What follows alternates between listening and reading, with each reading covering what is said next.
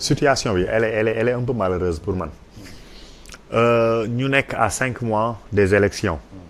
war a tàmbali parrainage yi nga xamante ne moom mooy ci la ñuy jógee pour xam les véritables candidats à ces élections là ñiy wax Ousmane Sonko est-ce que dina bokk wala est-ce que du bokk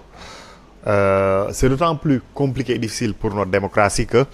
ñëpp xam nañ ñi ànd ak moom ñi ko bañ ak ñi nga xamante ne dañuy suivre politique gu Sénégal rek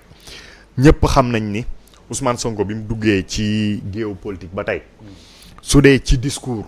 indi na discours boo xamante ne dafa améliorer qualitativement les débats moom moo recentrer le débat politique public sur la souveraineté nationale Ousmane Sonko moom moo ko recentrer sur la souveraineté nationale moom moo recentrer le débat politique public sur la monnaie nga xamante ne bokk na ci chape de plomb yi nga xamante ne moom mooy téye suñu économie bokk na ci lim indiwaat que l'Afrique ni mu war a profiter de ses ressources ni mu war a débarrasser woo ci ñooñu nga xamante ne moom la ñuy wax les plus puissances impérialistes mais ñëw na également sur la santé financière du pays sur la gestion des deniers publics sur la vertu dans la gestion yooyu yëpp te ba 2021 bi affaire Adji Sarr di xew ci dynamique boobu la nekkoon alors affaire Adji Sarr xew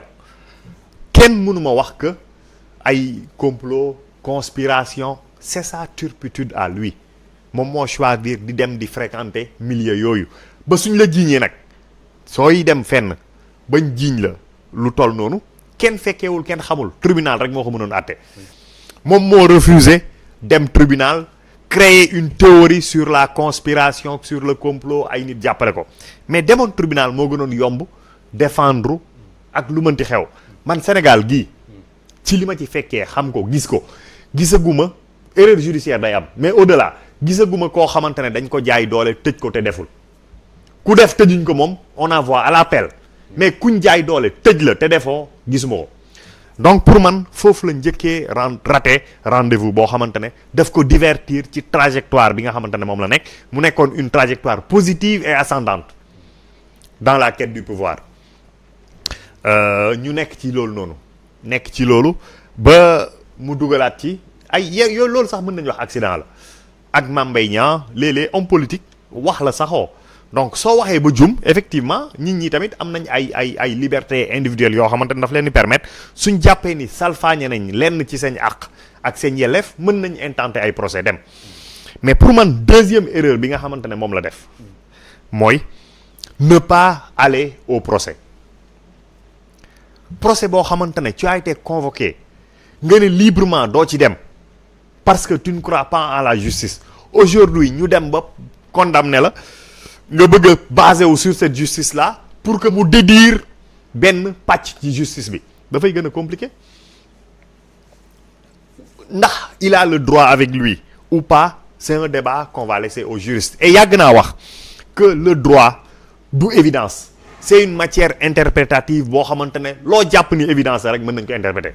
suñ demee su fekkee débat public la débat universitaire c'est les arguments qui prévalent ñu wax ngeen dégg ku nekk am sa opinion su dee tribunal moom y a un juge qui boo xamante ne moom mooy àtte jàng li avocat yi jàng lépp luy argument ku nekk partie yëpp dinañ ko génne aujourd'hui je vois sur le référé en liberté xaw ma El Malick nous dit que enrôlé nañ ko pour vendredi la chambre administrative de la Cour suprême en tout cas je ne paierai pas cher de li fay génn parce que su fekkante ne justice comme ni ko Ousmane Sonko waxee bras armé au pouvoir bi la il faut déchanter su fekkante ne c'est pas le cas le droit sera dit mais jàpp naa ni yaa ngi wax Samba lu mu wax mais le ministre de la justice qui est tout autant juriste que n'importe qui des juristes de ce pays-là on peut me dire qu'il n'est pas privatiste ou pénaliste ou lu mënti doon mais xam na mën na lire article mën na interpréter mën na def dara te doful jàngalekat la man Ismaïla Madior ñi ngi wax lu nekk ci ñoom mais bi ma ko déggee muy wax droit ba léegi déggagu ko mu wax weddi boppam ci xam-xam science juridique defagu ko par contre dina bàyyi science juridique dem opposer ko à autre chose ci beneen science muy science politique wala logique politicienne wala leneen lu mu mënti doon il en a le droit, il a plusieurs casquettes. Et démb mi ngi koy rappelé naan parce que dafa wax ndaw si Fatou Abdou xawma di ko wax naan professeur d'université tel mooy le pénaliste là wax na le contraire de li nga wax mu ne mën na ko nangu droit moom dañuy teg article di interpréter rek di wax. Par contre su dee ci grade université maa leen raw fuuf donc nañ bàyyi ne du ma déglu kii laay déglu ay borom xam-xam yi wax la loolu mooy def forme d'appétence la boo xamante ne nit yi nga xamante ne en tout cas dañuy taataan war nañ ci mën jëlee dara. mais sur la contumace moom bëri na ay universitaires en tout cas ay juristes yu bëri yu wax le contraire. si li mu wax mais xam nga je suis d'accord ça ne me gêne pas. Oui. man pour man li gën a simple mooy ou alors li gën a facile mooy ñu ne prisonnier bi kat moom lañ doon wër jàpp nañ ko tëj nañ ko tout est anéanti loolu moo gën a facile. loolu moo gën facile mais xam nga facilité moom nourrirul science nourrirul logique nourrirul du luy dundal àdduna du luy dundal dara or rendre les choses simples simplifier les choses ça c'est l'art des grands dëgg suñ ne wax nañ ko fii plusieurs fois Ousmane Sonko par exemple article bi ni mu ko waxee le contumax su fekkente ne jàpp nañ ko de fait dafay anéantir bépp condamnation boo xamante ne pesé woon na ci moom libre à lui maintenant mu seet ndax dafay opposer naka lañ koy waxee acquiesce dafay def acquiescement wala non acquiescement loolu liberté am la mais contumax c'est-à-dire que loolu suñ koy wax ngay def exégèse français waxuma droit France suñ la doon def explication de texte di nga ne ce qui est sous-entendu réellement mooy contumax bi pour les faits pour lesquels c'est-à-dire que contumax am na ñu koy rechercher ba jàpp ko pas pour d'autres faits mais ba jàpp ko suñ ko jàppee c'est vrai que tout est anéanti mais su fekkee dañ ko jàpp pour d'autres faits nag par un autre tribunal naka lay demee. loi waxu ko. ñu ne duñ distinguer. mais barki démb Pape Moussa bi ñu fi bëggee développer xaw ma ban théorie. ci daf bëggoon distinguer.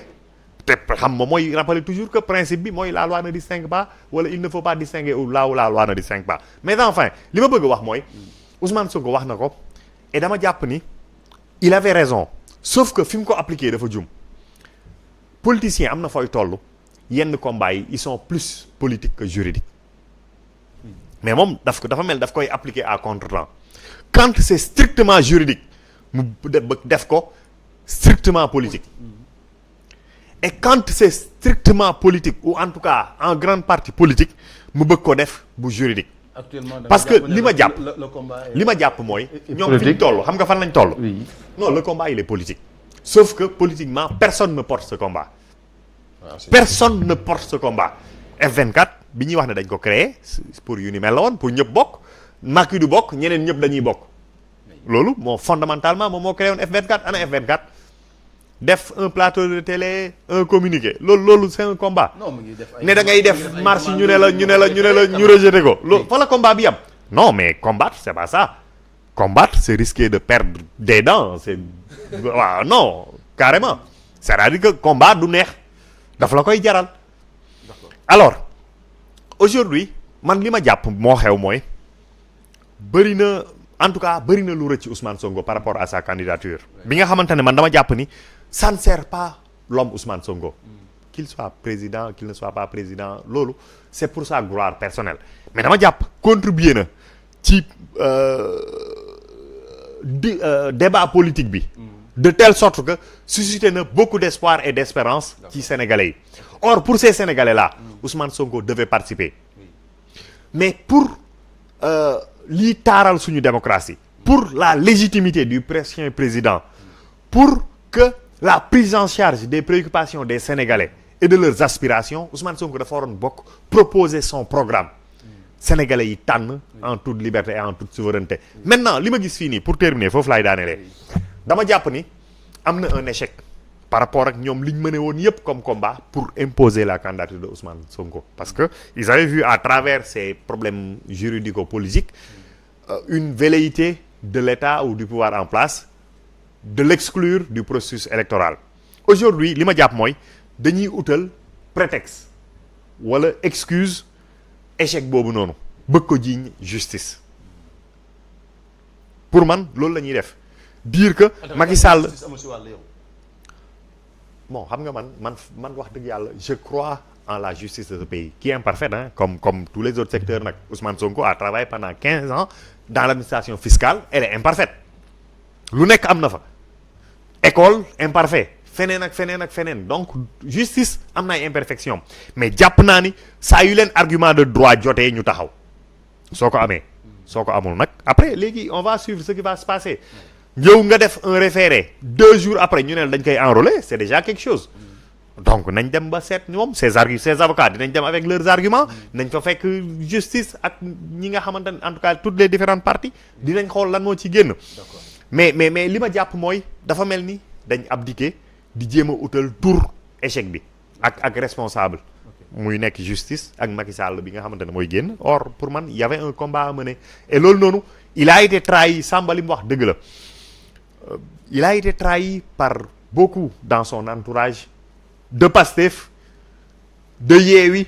et des Sénégalais de tous bords notamment nag ñiy toog ci plateau yi di wax loo xamante ne xeex bi ñu ko doon xeexloo contre l'État c'est déjà Sonko c'est déjà nous et tous donc mënul gagner ce combat là d'accord dina si ñëwaat alors parce que foofu la laaj boobu laa bëgg a laaj